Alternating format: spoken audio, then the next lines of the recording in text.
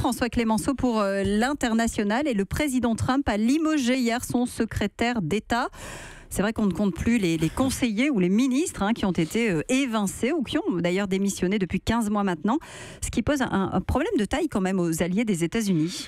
Oui, généralement, Raphaël, quand on se sépare d'un responsable dans son administration, en démocratie en tout cas, c'est effectivement soit pour des raisons de santé, soit parce qu'il y a eu un gros scandale.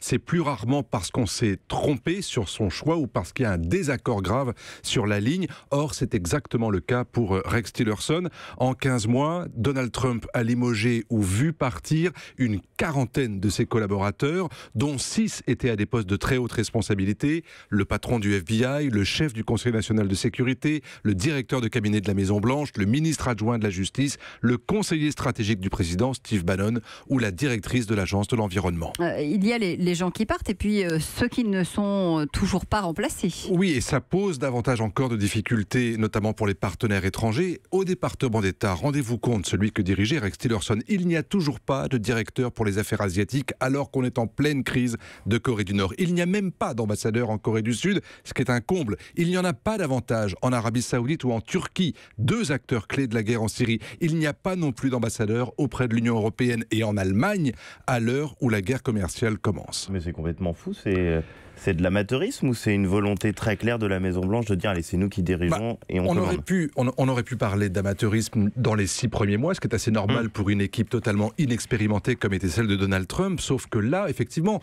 on se rend compte qu'on est dans une logique effectivement de barricade, de concentration des pouvoirs dans le bureau ovale, où l'on ne fait plus confiance à grand monde et surtout pas aux professionnels de la diplomatie ou de la sécurité. Et cette opacité, cette imprévisibilité, elle ne vise plus seulement à brouiller les lignes de ses adversaires, ce qui pourrait être de bonne guerre, mais aussi celle des alliés. Les Européens ne savent toujours pas ce que veut Donald Trump sur l'Iran. Le Japon n'a pas été associé à sa décision sur la Corée du Nord. Les Africains pensaient qu'ils auraient enfin une ligne claire avec la tournée de Rex Tillerson sur le continent.